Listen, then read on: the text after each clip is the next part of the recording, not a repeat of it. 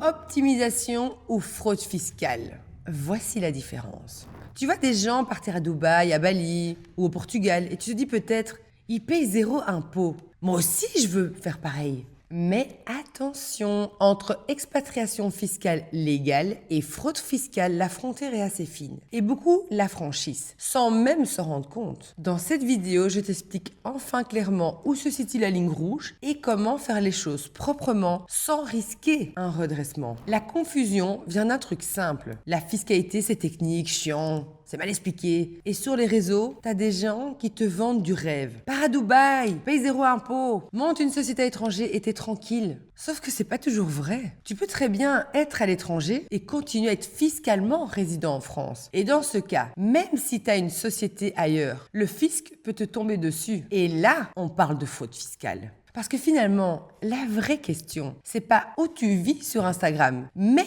où tu es fiscalement domicilié. Pour que la France te considère comme expatrié, tu dois remplir plusieurs critères. Ton foyer principal est à l'étranger, ton centre d'intérêt économique, donc ton activité, tes revenus, est à l'étranger, tu n'as plus d'habitation en France à disposition, même gratuitement, et tu ne passes pas plus de 183 jours en France par an. Si tu es à Bali 6 mois, mais que ton appart est toujours en France, que ton compte bancaire est en France et que tu as tous tes clients en France, tu es encore résident fiscal français. Point.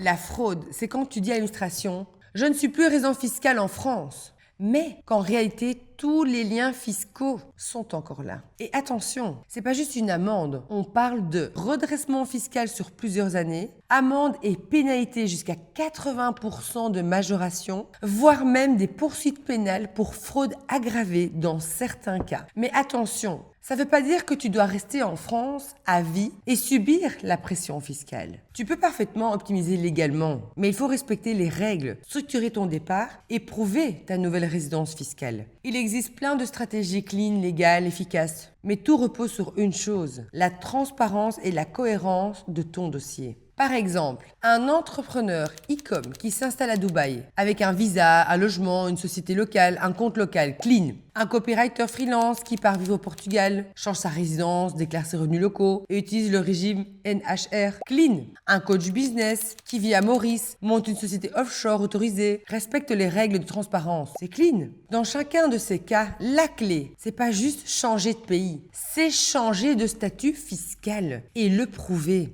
Donc, si tu veux vivre à l'étranger, optimiser ton imposition, mais sans avoir la douane à ta porte dans 3 ans, abonne-toi à cette chaîne. Et en commentaire, dis-moi si tu veux une vidéo où je t'explique comment préparer ton départ fiscal sans erreur. Je te montrerai exactement les étapes à suivre.